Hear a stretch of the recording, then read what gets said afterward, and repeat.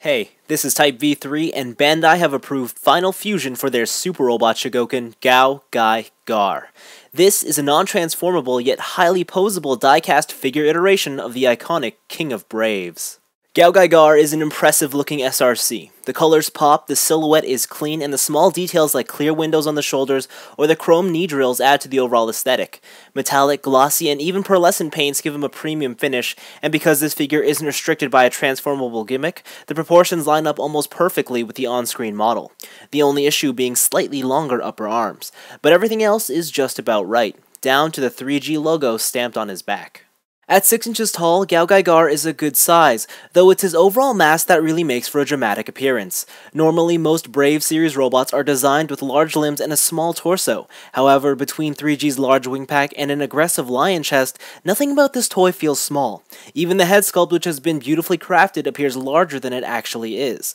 Also, if you're not a fan of GaoGaiGar's squat stature, you can adjust some of the leg joints to give him about half an inch extra in height, as well as a much more classic superhero stance. When it comes to die-cast content, it's really all in the feet and sections of the lower leg, and that's kind of it. So he doesn't have a lot of die-cast content, so if that's what you're here for, you might want to look at something else because this probably won't satisfy that sort of hunger for metal.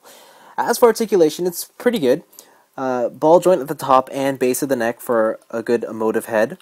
The shoulders are on the swing-out joint, as well as having another joint for the shoulder pad and the arm itself. There's a bicep swivel, a double jointed elbow, as well as a collapsible section here for when that bends.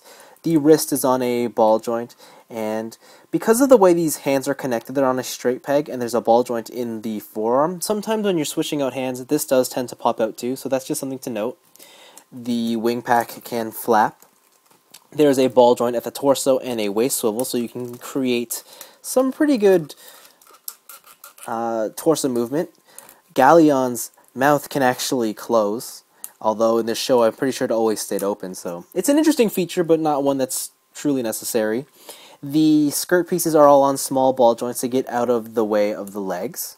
Speaking of which, the legs themselves are on ball joints, and they have the SH Figuart style pull-down hips, as well as a thigh swivel. Double jointed knees, but something to take note of is this red section here. When you bend the first part of the knee, nothing happens. When you bend the second part, that entire section slides up, and you can see that there's a sort of a rail that it follows there. So that's really cool. The leg itself, or the lower leg, this flap actually opens up, and this is all to accommodate the stemmed ball joint for the ankle, which can move everywhere. So when you want to do wide-legged stances, this opens up to make sure that this foot isn't hindered. And then, of course, there's a giant toe joint. Overall, he has all the makings for a figure to have great articulation. The one thing I will say is, because of his just overly massive design, it doesn't matter how much you pose this guy, it doesn't actually look like he's done a whole lot. And in truth, with all his double-jointed elbows and knees and really good waist articulation, he's not a very playable toy. He's more of a posable statue. So that's kind of a hit or miss for me. I mean, he has all the joints, but there's a lot of different scenarios where he's very limited in a lot of his posing options. You also do get a little connector right here for a Tamashii stage. What I like about this connector is that it is very hidden. It just slides up into here, and when you pull his backpack down, you can't even see it. So that's really cool. But then again, you just have a Tamashii stage.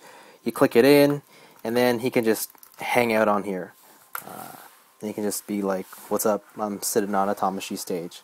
So yeah, that's what that is. GaoGaiGar comes with plenty of extras in the box. There are fists as well as open palms which can hold the included Sondercore. The translucent violet and magenta plastic is nice, though the actual grip of the accessory isn't very secure. Over on the attack front are effect parts for the broken Magnum. After removing the hand, these simply wrap around the right forearm. Also, with the help of an external Tamashii stage and an adapter, you can separate the entire arm from the body to create a projectile display. As for defense, there's a specific left hand along with the Protect Shade effect part. It looks good, but the quality of the plastic is very cheap. It's comparable to that of a plastic bubble that houses most modern toys. It's disappointing. The Hell and Heaven hands are included too, though without any effect parts or color differentiation, you could easily mistake these for dynamic open palms. However, no effort was spared when displaying the full attack sequence. You get combined fists, an altered mane for Galleon, and even replaceable thrusters for the figure's back. Getting the entire display setup is tedious, but definitely worth the endeavor. Also included is 3G's most spectacular accessory, the dividing driver. Its production quality is top-notch and just pegs onto the figure's arm with the same implementation as a hand. Sadly, there are no movable parts, and I do wish the yellow painted section was instead made of a clear yellow plastic. Then again, this really isn't a weapon, so my complaints here are minor at best. Finally, you get a second head crest as well as an unmasked face of GaoGaiGar. They're nice extras. With the title of the King of Braves, Super Robot Chogokin GaoGaiGar had a lot to prove, and I think this figure will just about satisfy any fan of the series. The toy looks magnificent. In fact, I would even go as far as to say that GaoGaiGar's aesthetic qualities outshine every other release within the entire SRC lineup. And while the accessories can be hit or miss at times, they are generous in quantity. The only real detractor is 3G's articulation, but this is more due to the original mech design rather than a lack of trying on Bandai's behalf. Still, considering this figure doesn't transform, it's hard to ignore this flaw. Overall, if you're a fan of the series, the toy line, or just like cool robots, SRC GaoGaiGar is something that I can recommend, and is well worth the $50 that he commands. Anyways, this has been Type V3, and thanks for watching. Nevertheless, we're not quite done with GaoGaiGar just yet, because this character's true success would lie in the keys of victory.